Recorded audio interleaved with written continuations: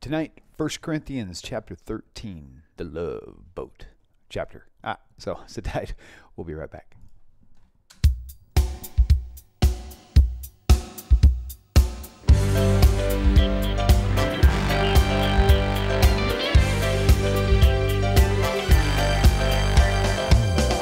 Welcome to Tanakh Talk. I'm your host, William Hall, broadcasting live out of Kingsland, Texas, USA, with another episode of A Rabbi Cross-Examines the New Testament with Rabbi Michael Skobac from the upper north regions of the colder-than-Texas area, Canada. Welcome back, our sweet Rabbi. It's good to see you again. It's been a long wait, but you know what they say? Absence makes the heart grow fonder, I guess you could say. Yeah, they say that. I used to say absence makes the heart grow fonda. I had a crush on Jane Fonda growing up. So, you know what? Oh, I got to switch the screen. There we go. All right, now we back up. Very cool. Very cool. Very cool. Well, it's good to see you again. Good to see you. Looking forward into getting into our furthering our progress on 1 Corinthians. And so, with that said, I'll cut out the small talk and let you do your business, and I'll follow you along as usual with the text. If you need me to put up anything special, just let me know. Okay, so it's going to be Skobac and Barbarella tonight. All right. We'll take it any way we can get it. So good to be back, and we're heading around the conclusion of 1 Corinthians, and chapter 13 is actually one of the most famous chapters, both in terms of Paul's writings and just as a literary masterpiece. It's considered to be a literary masterpiece, not just an important chapter in the Christian Bible. And I'll just start off by reading the first 3 verses. I'm reading from the ESV, the English Standard Version.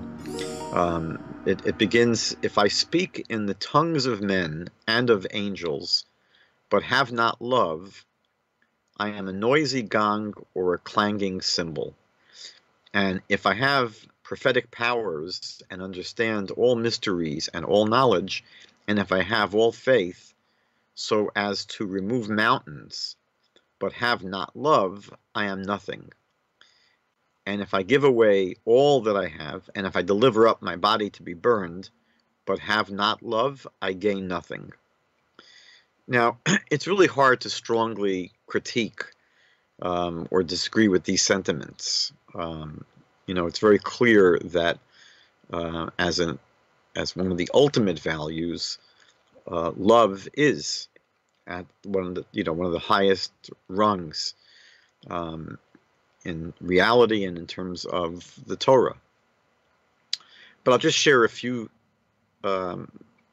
things to think about, even though I can't, again, strongly take issue with Paul. First of all, Paul really is making love the ultimate criteria for everything. For him, love is everything. And I should say that the Torah focuses on treating others with love, not love in the abstract. If you wanted to find one topic about which there's a tremendous amount of confusion, it would be the topic of love. The famous illustration is, that the person who says, I love fish. I just love fish. And his friend says, well, if you really loved fish, you wouldn't cut off its head and skin it and gut it. You'd throw it back into the water. That's perfectly said. So the truth is that a lot of love is self-love when you think about it. Even what we often think of as the most noble and beautiful kinds of love relationships, even romantic relationships, are sometimes there's a confusion between real love and self-love. And so even though love is an important, incredibly important and elevated idea, the Torah doesn't focus so much on love in the abstract, but the idea of treating others with love. For example, if you go through the entire scriptures, there's no commandment to love your parents. The Torah never says that you are to love your parents. What the Torah does require is that we treat them, we relate to them with respect and with awe. The Torah speaks about kaved es avicha v'esimecha, honoring your father and mother, and the Torah also speaks about es imo v'aviv tira'u. A person should have awe, should really fear their mother and father. And this is not a commandment to love them. It's really, these are directives to treat our parents as if we loved them. Meaning, if you loved someone, how would you treat them? And what the Torah focuses on is really our actions. The Torah asks us and directs us to treat our parents with love. And the assumption is that if you treat people with love, you will come to love them. You know, the Hebrew word for love is ahava. And the word ahava, it's pointed out, has as its root the two letters hav, H-A-V. Hav means to give. So really, when people love each other, they want to give. They don't want to take. Again, selfish love is often taking. And so this can go in both directions. When we have tremendous amounts of love, we simply want to give. And what the Torah seems to ask us is to give in order to cultivate feelings of love. You know, one of the reasons why the love of parents for their children is so intense is because from, you know, the very first moments of a baby's existence, the parents are giving and giving and giving and giving. And the love they feel, to a great extent, I mean, there are other reasons why parents love children. Children are an extension of the parents, which is really, again, possibly more of a self-love. But because parents have been giving endlessly to their children, that fosters a sentiment, a feeling, a deep love sentiment, feeling. But again, in terms of the Torah's priorities, the Torah seems to not put love up front. The Torah seems to put behavior and how we treat people up front, with the assumption that if you treat them properly, you treat them as if you love them, you will come to love them. You know, hippies believed in love. But if love is not anchored, it's just a platitude. And we all know people who run around, you know, saying, I love you, I love you, I love you. You know, I've met perfect strangers who tell me they love me. You know, they don't even know who I am. Now, you can love someone simply because they're a human being, but often that declaration, it rings hollow. And I think people are often just expressing a platitude. It's, you know, it's like it's a line. And so what we see in the Torah really is the idea of love being very, very secured and anchored in terms of the way we behave. Now, the NLT Study Bible on this passage writes that impressive acts mean nothing if not motivated by love. Meaning that it's saying here that you could do the most amazing things. You can, let's say, you know, give $1 million, you know, to the poor. But he's saying that if it's not motivated by love, then it means nothing. Again, the Torah would disagree with that. The Torah would say that obviously having the proper sentiments and, you know, feelings of love are important. But to say that it means nothing is absurd, because for the person that's in need, for the person that needs food or clothing, you know, while they would appreciate that it come to them with love, at the end of the day, they're going to still appreciate it if it comes to them anonymously and they don't have any idea of what's behind the gift that they received. So this idea that, the most altruistic and impressive acts mean nothing, as the NLT Study Bible says, if not motivated by love, it really is hard to accept that. The truth is that love can be a very unreliable and subjective motivator. The Torah roots love, and more importantly, the Torah roots our behavior in the divine will. Meaning that from the Torah's point of view, what should be motivating us is not primarily our emotions. What should be motivating us primarily is our obedience to the Almighty. One example of this is that in the common expression we have for helping people in need is charity. Charity comes from the root caritas, the same root as charisma, which basically means that when you feel charitable, you're feeling generous. You're feeling you have a certain identification with the person that's in need. You feel bad for them, and you feel generous, and you feel loving, and that motivates you to give. But in the Torah, we call it not charity, we call it tzedakah. And tzedakah is from the root tzedek, which means justice or righteousness, which means that it's not that we give because of our emotions and our feelings. We give simply because it's the right thing to do. Ultimately, it's not our money. We're stewards of our possessions, and it was given to us by the Almighty with the assumption that we're going to disperse it properly. So the Torah, for example, requires that we give a minimum of 10% of our, what we own to people in need.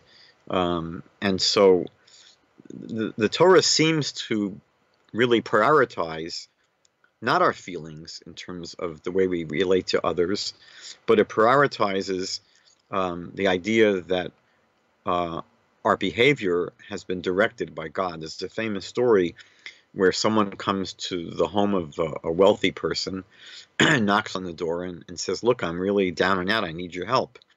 And the person very, very, enthusiastically, reaches into their pockets and gives the person a very generous donation. And the person is very thankful, and they leave. And the person's about halfway down the block, and the homeowner chases after them and gives them, another $100. And so he goes home, and someone in the house asked him, why did you do that? So he said, "Look, the first time I gave the person the $100, it's because I really felt bad for them. The second time I gave the $100, it's because there's a commandment to give tzedakah. And I wanted to make sure that I was not behaving simply as a response to my emotions. I wanted to make it clear to myself primarily that my actions, my behavior is motivated by following the directions of God." Again, God does not want our emotions to be separated from our behavior. Ultimately, our behavior should lead to tremendous feelings of love and compassion for others. But it shouldn't be the primary motivator of our behavior. The truth is that some of the greatest evil in the world was done in the name of love. Again, love is not just unreliable, but love can be a very, very dangerous, criteria and, factor in deciding how people live their lives.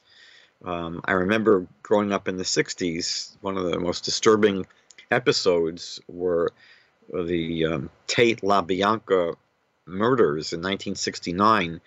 You had Charles Manson had a group that was called the Family of Love, or the Family, but they were often referred to as the Family of Love because this is one of the things they always spoke about.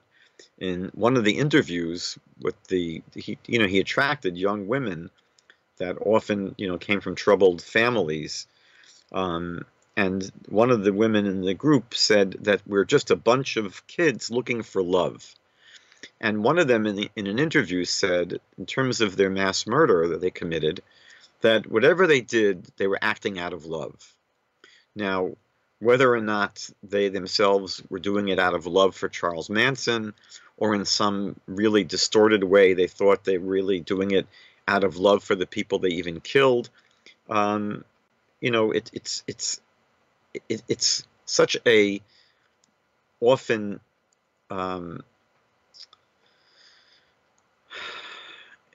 it's a very powerful emotion, love, and it's something which is very volatile. That's what I was looking for. Love can be very volatile. The Talmud says, "Ahava mekalkel es ashura," that love is able to distort reality. And so, again, you know, we don't want to take such strong exception to what Paul is writing here, but to place love at the very top of the ladder, almost exclusively. I mean, he seems to really making love the exclusive thing that's important. I think the Torah would say to take that with a grain of salt. It's interesting that in the Tanakh, we have a passage in Proverbs, chapter 15, verse 17, which says, "Better a meal of greens where there is love," meaning when it's given to the poor, "than a fattened ox where there is hatred." And the Tanakh is teaching really something that I just mentioned before, that, again, obviously, when we're giving, it should be accompanied by love. You know, when a person gives, you know, a coin to someone on the street, it should be with a smile, it should be with words of encouragement. And that's what, you know, King Solomon, that's what King Solomon is expressing here. Just put that in Proverbs. That's the hood. Came into our hood. Yeah. The hood, it invaded our hood. I have to come up with a more reliable one. Okay. So what Solomon is expressing here in Proverbs 15 is that, for sure, that it's much better to receive something very simple, right? You know, a meal of greens, just, you know, a salad or something, not a huge steak dinner, because if you're getting the simple meal of greens with love, with kindness, the person appreciates it much more than if they're getting a tremendously large meal, but the person resents giving it. You know, we all know what it's like when people give and they're doing it, you know, sort of because they're compelled to give. I'm really sorry if you're being invaded by the pink demon here. I like pink. You're good. The show is pretty in pink. There you go. But, you know, as I said before, love itself is not reliable. So again, love is important, but it's not reliable. It doesn't become the be-all and end-all. Love has to be implemented, meaning that when we go through life and we obviously want to have love for, you know, the people we interact with, but love has to be implemented with emet, with truth, and with tzedek, and with righteousness. You know, sometimes just giving can be destructive, right? We know that sometimes, you know, giving is not what people need. You know, sometimes kids from their parents, they don't need to be given more things and given more breaks. Sometimes tough love is what's called for. Sometimes, you know, when you're giving to someone, it really hurts them. There are times when what they need is restraint, what they need is discipline. And so when we just act out of love, which is a very, very unreliable kind of guidance system, the Torah doesn't ask us to do that. The Torah speaks about the dynamics of truth, truthfulness, and of righteousness, and of justice. And so there's a passage in the book of Psalms, chapter 41, verse 2, which says, Ashrei maskil eldal, which is really happy or blessed is the one that deals with wisdom with the unfortunate, with the downtrodden. Meaning that when we're dealing with people, it's not just with our hearts. The psalm here says you have to deal with people with wisdom, with intelligence, and you have to know when to be giving and how to give, and when, in some situations, not to give and to really hold back. And so, again, this was not meant at all to totally disagree with Paul. Love is great, and it's wonderful, and it's holy, but there's more to life than love. I had one more piece I wanted to share, Okay. Which is really towards the end of this short chapter. Paul writes in verse 8 that love never ends. As for prophecies, they will pass away. Now, this is a very strange thing that Paul is saying, that prophecy will pass away. Prophecies will pass away because the Tanakh seems to teach the exact opposite. According to Judaism, according to Jewish teaching, prophecy did cease at one point. About 2,400 years ago, about 400 years BCE, prophecy ended. There was no more prophecy. And the last authors of the Tanakh were the last prophets. And the Tanakh teaches, however, that prophecy will be restored, really will come back. So for Paul to say that prophecy is going to pass away, he has to somehow respond to a passage in Joel. Now in a Tanakh, it's chapter 3, verse 1. In a Christian Bible, it's going to be chapter 2, verse 28. So the passage there says, and it will happen after this, that I'll pour out my spirit upon all flesh, and your sons and daughters will prophesy. Your elders will dream dreams, and your young men will see visions.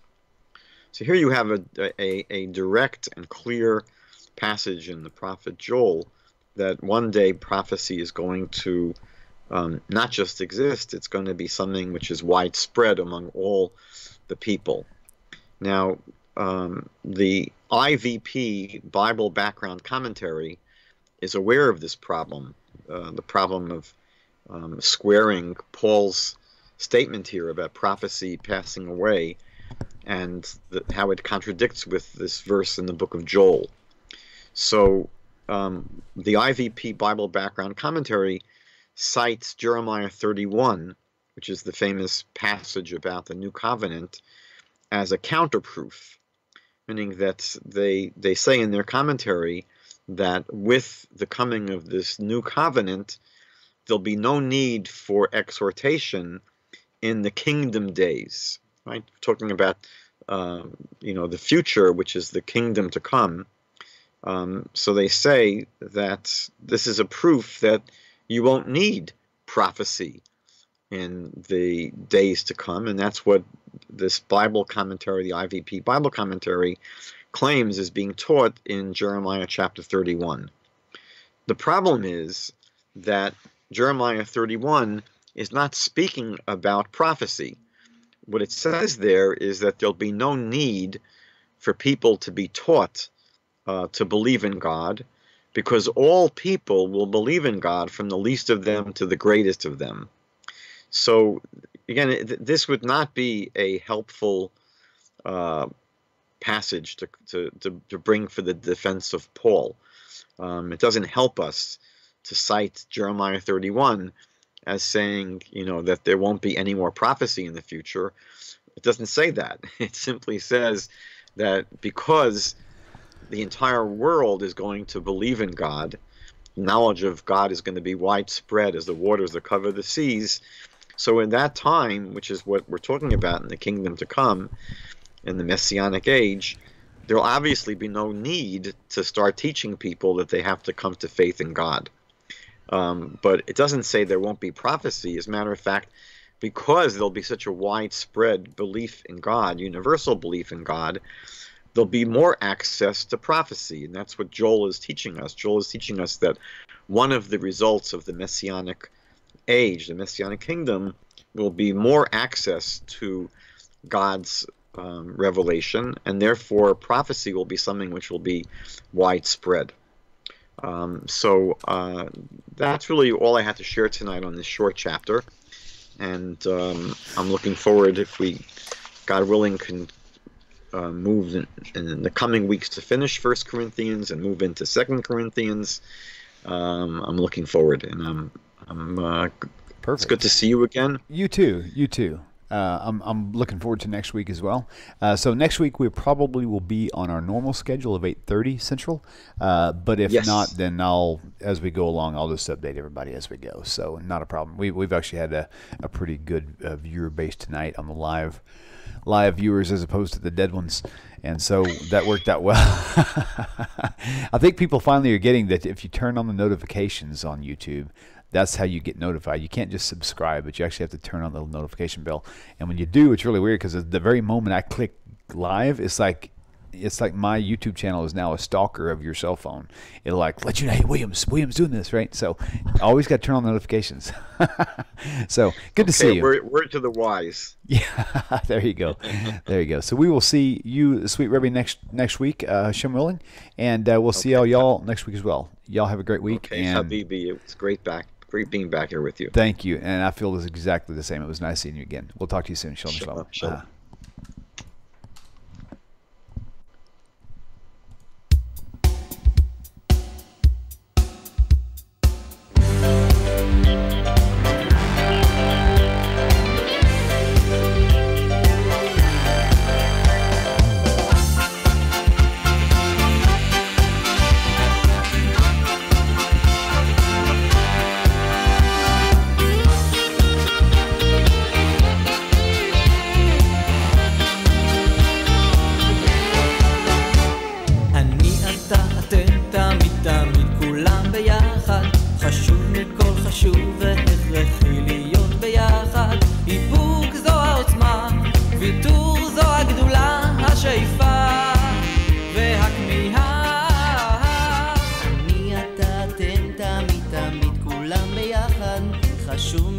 חשוב